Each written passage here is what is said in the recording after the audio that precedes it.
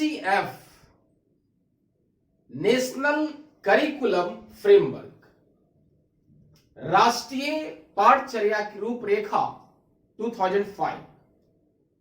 मैंने कहा एनसीएफ 2005।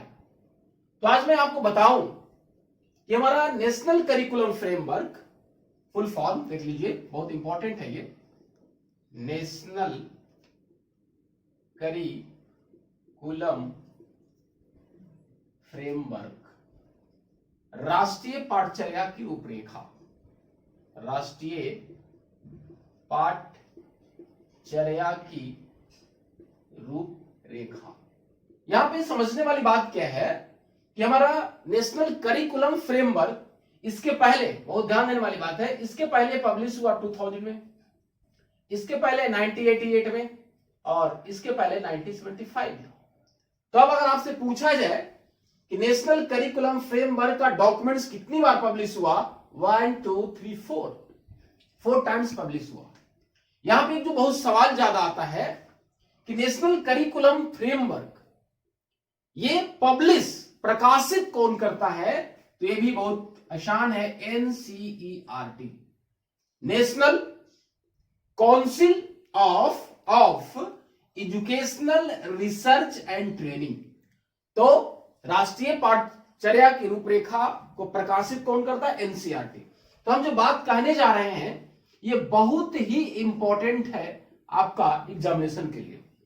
तो ये नेशनल करिकुलम फ्रेमवर्क 2005 ने कहा कि शिक्षण अधिगम प्रक्रिया करते समय एक शिक्षक को क्या करना चाहिए जिससे सीखा गया ज्ञान, अनुभव, कौशल, प्रशिक्षण दूसरे परिस्थितियों में कैसे सहायक होगा या बाधक भी होगा, तो उसे हमको मिनिमाइज करके कम करना है, ये बात है।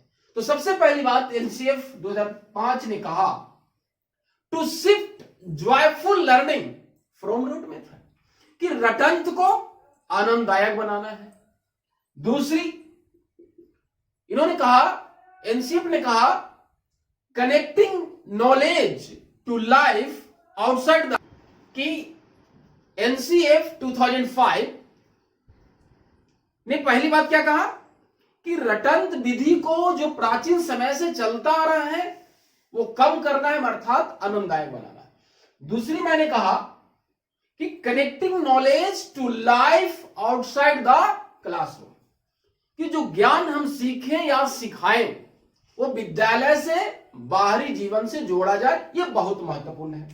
तीसरी बात इन्होंने कहा, एनसीएफ ने कहा, क्या कहा, to integrate examination into classroom learning and more it flexible, कि कक्षा कक्ष और परीक्षा ये दोनों को एकीकृत किया जाए।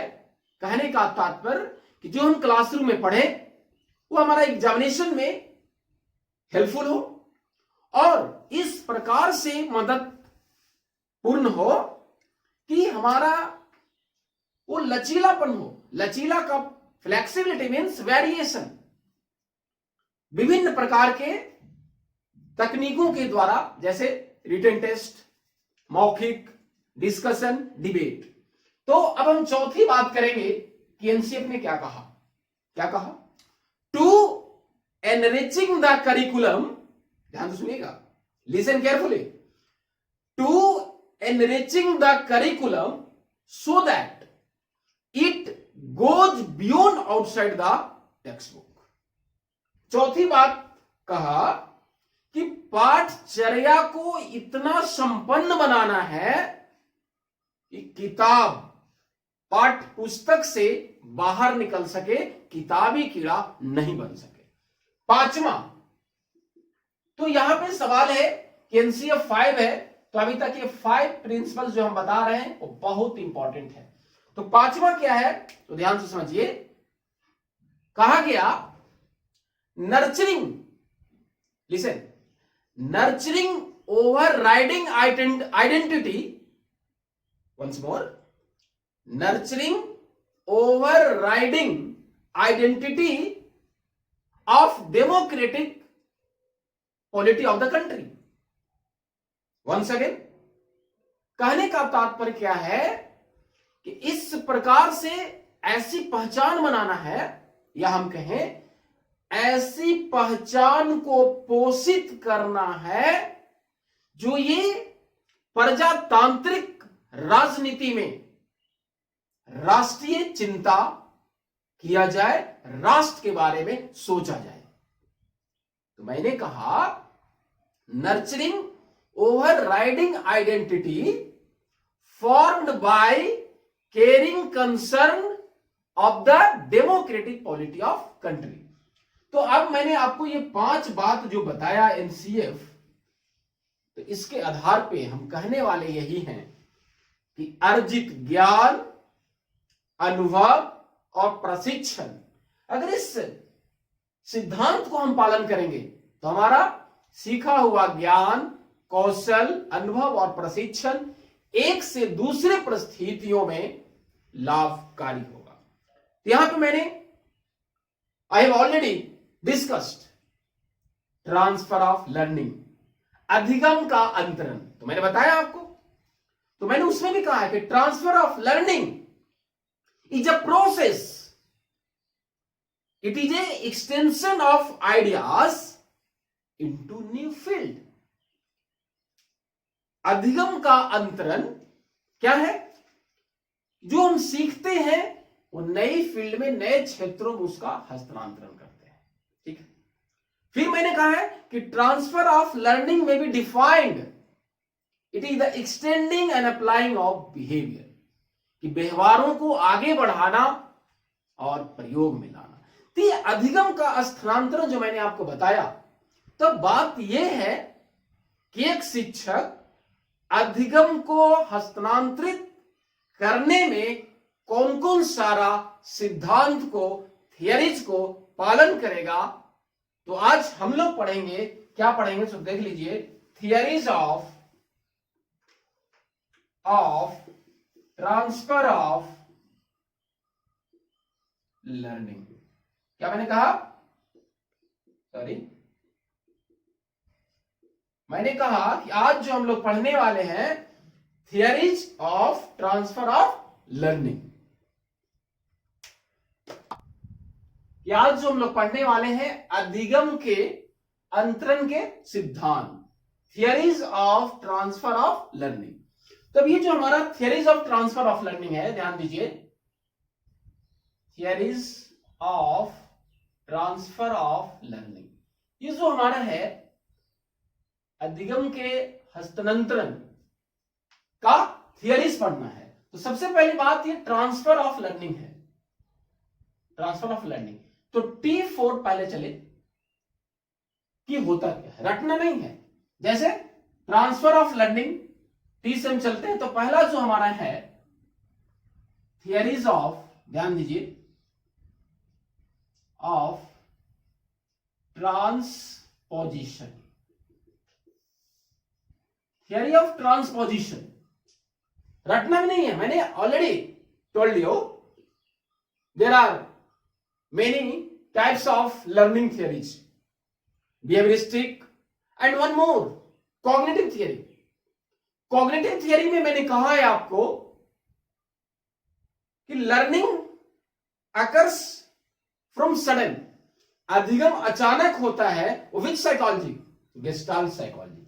तो रटना इसलिए नहीं है कि हमारा theory of transposition based on, ध्यान दीजिए, based on gestalt psychology, gestalt psychology. ये बताया जा चुका है आपको।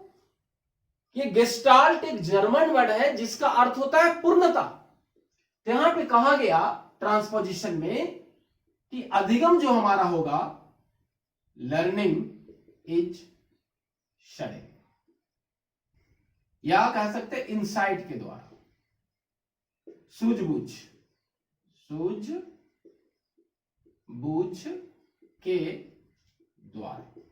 तो कहने का मतलब मैंने क्या कहा कि पहला जो हमारा थियरी ऑफ ट्रांसपोजिशन टी आया है अभी, तो इसमें क्या कहा कि गेस्टाल्ट मनोवैज्ञानिकों के द्वारा दिया गया, जिसमें कहा गया कि अधिगम अचानक होता है, सूझबूझ के द्वारा होता है। अब दूसरी हम बात करें एल जो हमारा क्या है, ये क्या कहता है, देखिए, theories of learning to learn. अब जो दूसरा क्या है, थियरी ऑफ, ये टीएल आया, तो यहां पे ये थियरी के अनुसार क्या कह रहा है, लर्निंग टू लर्न, कि अगर बालक अधिगम करता या कोई व्यक्ति एक ही कार्य को बार बार करते रहता है, तो वो क्या होता है, उसका अधिगम का हस्तांतरण बहुत ही प्रभावशाली होता है। जैसे कोई मोटर मैकेनिक पुराने इंजन्स को बनाते रहता है, तो वो बनाते बनाते क्या होता है कि न्यू टेक्नोलॉजी का भी इंजन आता है, तो क्या होता है, बना लेता है। तो कहा गया कि एक ही कार्य को बार बार करते रहने से दूसरे कार्य को आराम से वो कर लेता है। या घड़ी बनाने वाला भी पुराना घड़ी बनाते रहता है, तो ऐसा कुछ नहीं है कि नया घड़ी आ गया तो दूसरे मैकेनिक की जरूरत होता है, क्योंकि कुछ जो वहां पे पार्ट्स हैं या कुछ जो उसमें शामिल किया जाता है या जो सिद्धांत पे काम करता है, लगभग वो सारी बातें वही रहती है। तो हमने कहा यहां पे लर्निंग टू लर्न में कि एक ही कार्य को बार बार करने से अधिगम का अंतरण प्रभावी होता है। तो अभी तक मैंने आपको थियरीज में एक तो ट्रांसपोजिशन बतलाया और एक मैंने बताया लर्निंग टू लर्न। अब हम बात करें जो एक और है, TLI पे आते हैं, आई, तो वो हमारा क्या है, सो देखिए, वो है थियरी ऑफ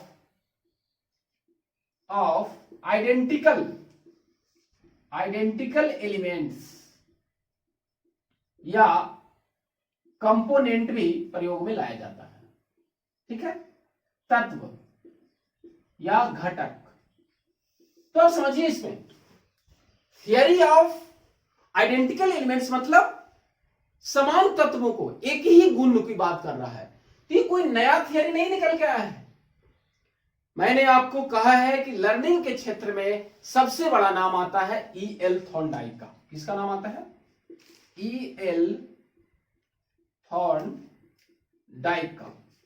तो E.L. थॉर्नडाइक में मैंने बताया है आपको, he gave primary law and secondary law, प्राथमिक नियम और गौण नियम। तो गौण नियम में हमने कहा था एक लॉ ऑफ एनालॉजी। क्या कहा था?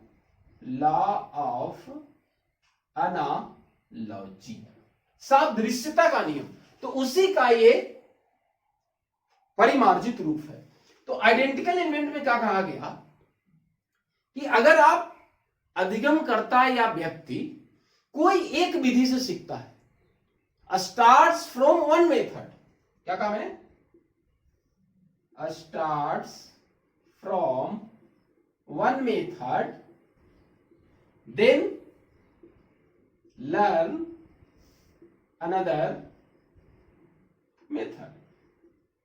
तो यहां पे बात मैंने कहा कि थियरी ऑफ आइडेंटिकल एलिमेंट्स किसके द्वारा दिया गया? E.L. थॉर्नडाइक के द्वारा दिया गया। और इसमें कहा गया कि जो समान तत्व है, जो समान घटक है, वो हमारा अधिगम को हस्तांतरण करने में क्या करता है? सहयोग करता है। अब हम आगे चले, नेक्स्ट बात करें, T हो गया, LIG। अब हम बात करेंगे TLIG। G फॉर क्या है? थियरी ऑफ, ध्यान दीजिए, ऑफ जनरलाइजेशन, सामान्यीकरण।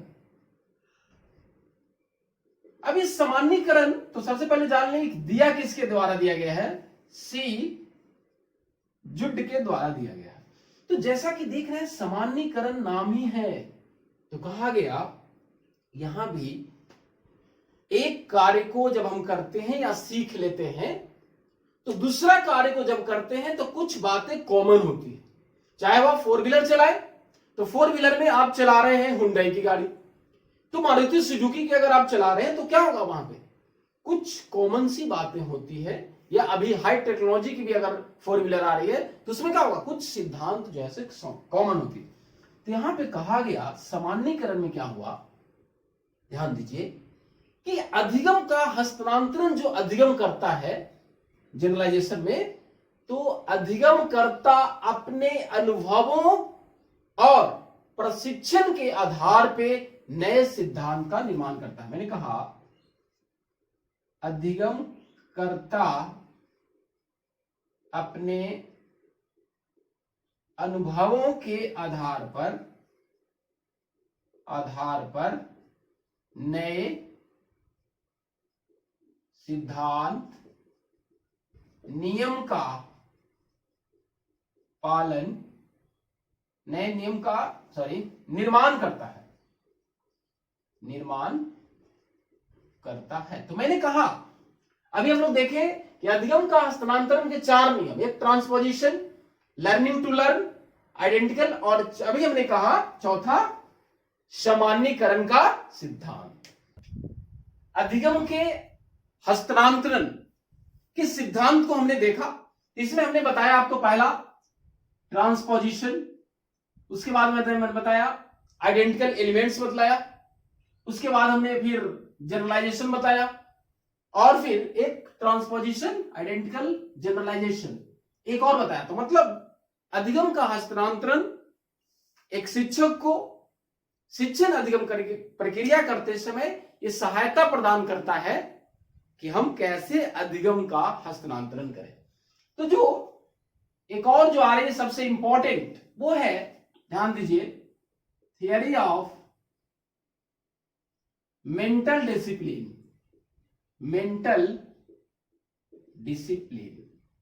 मानसिक अनुशासन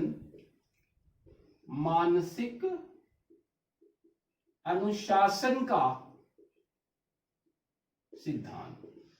ये जो हमारा थियरी ऑफ मेंटल डिसिप्लिन है, या कहिए यहां पे जो इंपॉर्टेंस है फोकस्ड ऑन, यहां पे माइंड की बात किया गया है, मस्तिष्क के द्वारा। ये बहुत ही एंशिएंट थियरी है, ये एंशिएंट थियरी, प्राचीन समय की बात है। तो कहने का मतलब ये मानसिक अनुशासन, तो कहा गया इस सिद्धांत में कि व्यक्ति, ध्यान दीजिएगा, व्यक्ति का अधिगम प्रयास के द्वारा नहीं होता है, ऑटोमेटिक होता है। क्या कहा गया कि लर्निंग इज ऑटोमेटिक। क्या होता है, स्वतः,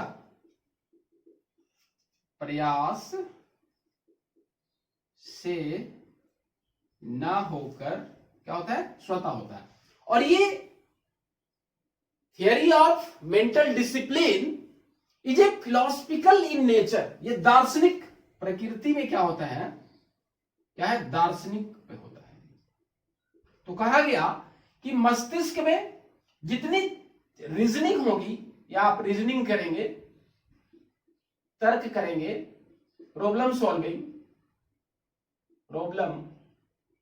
सॉल्विंग, समस्या समाधान,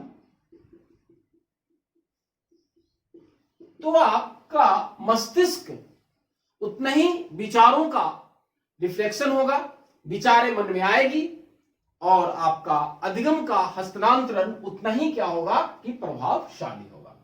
अब हम नेक्स्ट देखें, थियरी ऑफ आइडियल्स, आदर्श का सिद्धांत। ये हमारा आइडियल्स है, तो समझ रहे हैं आप, ये आइडियल पे आ रहा है। तो ये दिया गया है, ये सिद्धांत दिया गया बैगले के द्वारा दिया गया। ये रटना यहां भी नहीं है। थियरी ऑफ आइडियल्स में कहा गया कि व्यक्ति आज जो नियम, आदर्शों, मूल्यों, मैंने कहा कि जो आज मूल्यों, आदर्शों, संस्कारों का जो हम पालन कर रहे हैं, ये कोई आज का नहीं है, ये पहले से ही चल आ रहा है। जैसे हमारा जो आदर्श है क्या है, ऑनेस्टी, ईमानदारी, ट्रूथफुलनेस, लव।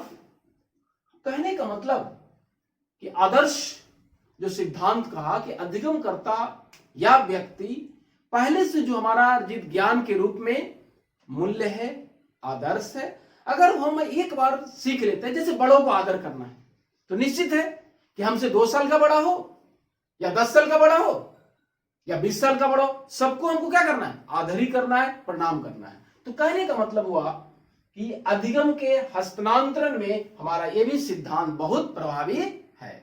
तो देखेंगे एजुकेशनल इंप्लीकेशन, क्या मैंने कहा, एजुकेशनल इंप्लीकेशन, शैक्षिक निहितार्थ। तो अब अधिगम के हस्तांतरण, अधिगम के अंतरण के सिद्धांत जो मैंने अभी पढ़ा, मानसिक अनुशासन का सिद्धांत, समान तत्वों का सिद्धांत, आदर्शों का सिद्धांत, सामान्यीकरण का सिद्धांत, गेस्टाल्ट मनोवैज्ञानिकों के द्वारा दिया गया सिद्धांत, और हमने कहा theory of learning to learn. इतने सारे सिद्धांत को हम लोग पढ़े तो कहा गया कि आखिर इसका फायदा क्या है, शिक्षा जगत में क्या करेंगे। तब सबसे पहली बात, जब हम ये जान लिए कि अधिगम का हस्तांतरण हमारा अनुभव, प्रशिक्षण या जो अर्जित ज्ञान है वो एक परिस्थिति से दूसरे परिस्थिति में किस प्रकार नजदीक होता है, दूर होता है। तो जो नजदीक होगा उससे हम ज्यादा ध्यान रखेंगे। तो अधिगम के हस्तांतरण के सिद्धांत का सबसे बड़ा फायदा है कंस्ट्रक्शन ऑफ करिकुलम में, कंस्ट्रक्शन ऑफ करिकुलम, पाठचर्या के निर्माण में, पाठचर्या के निर्माण में। कहने का मतलब क्या होगा कि जब पाठचर्या सिलेबस बनाया जाएगा, उसमें कंटेंट या टॉपिक शामिल किया जाएगा, तो वहां पे ये देखा जाएगा कि कौन सा सिद्धांत जो कहा गया कि अधिगम का हस्तांतरण, जैसे थॉर्नडाइक ने बतलाया identical theory of identical elements, तो उस कंटेंट्स को ज्यादा उस सिद्धांत के आधार पर बनाया जाएगा कि समान तत्वों का सिद्धांत। फिर पाठचर्या बनाते समय जो थियरी ऑफ जनरलाइजेशन है, सामान्यीकरण, सामान्यीकरण के सिद्धांत को पालन किया जाएगा। ये मैंने कहा पाठचर्या में। दूसरी बात, methods of teaching, methods of teaching, शिक्षण विधियों में, शिक्षण विधियों में। अब ये कैसे होगा, there are so many teaching methods, inductive, deductive, project method, analytic, synthetic, experimental, बहुत सारे शिक्षण विधियां हैं। तो हम देखेंगे, ध्यान दीजिए, जैसे मैंने आपको एग्जांपल बता रहे हैं, इंडक्टिव, और हमारा दूसरा है डिडक्टिव, और तीसरा है प्रोजेक्ट, बहुत है, ठीक है। तो अब क्या कहा गया कि आगमन, आगमन में एक शिक्षक उदाहरण के द्वारा पढ़ाएगा, कहानियों के द्वारा पढ़ाएगा। तो जब ये उदाहरण और कहानियों के द्वारा पढ़ाएगा तो निश्चित है कि अधिगम का हस्तांतरण इसमें ज्यादा होगा। क्या होगा, ज्यादा होगा। लेकिन यहां पे क्या कर रहा है कि पहले फार्मूला लिख दो, उसके बाद उदाहरण दो, तो इसमें उतना प्रभावशाली नहीं होगा। और ये हमारा प्रोजेक्ट मेथड है। तो प्रोजेक्ट मेथड क्या है, यहां भी कहा जाता है कि अधिगमकर्ता को सामाजिक वातावरण में सिखाने की बात किया गया है। यह प्रोजेक्ट मेथड दिया गया W.H. किलपैट्रिक के द्वारा। तो प्रयोजन विधि में अधिगमकर्ताओं को सामाजिक वातावरण में सिखाया जाता है। तो निश्चित है कि बालक जो इंट्रोवर्ट है, अकेले में जो सीखेगा, उससे अच्छा होगा सामाजिक वातावरण में ज्यादा सीखेगा। एक और हमारा है टीचर्स के लिए, शिक्षकों के लिए, के लिए। तो यहां पे क्या बात रखना ध्यान कि अधिगम के हस्तांतरण में शिक्षक वो कौन सी बात याद रखेगा। तो सबसे पहली बात अभी हमने कहा कि उदाहरण से पढ़ाएगा, ठीक है। दूसरी बात कि जब वो पढ़ाएगा तो सह संबंध कोरिलेशन के आधार में पढ़ेगा, सह संबंधों का सिद्धांत पालन करेगा। कहने का मतलब कि एक शिक्षक उदाहरण के द्वारा प्रकरण को पढ़ाएगा, ज्यादा समझ में आएगा। फिर मैंने कहा कि कोरिलेशन का सिद्धांत, कि एक विषय का संबंध दूसरे से कैसा है इसको भी ध्यान में रखेगा, तो क्या होगा कि अधिगम का हस्तांतरण प्रभावशाली होगा। तो हम लोगों ने आज अधिगम के हस्तांतरण के सिद्धांत को देखा, और दूसरा मैंने देखा कि अधिगम के हस्तांतरण के सिद्धांत को पढ़ने के बाद शिक्षा जगत में कैसे इसका प्रभावशाली से उपयोग होता है। धन्यवाद।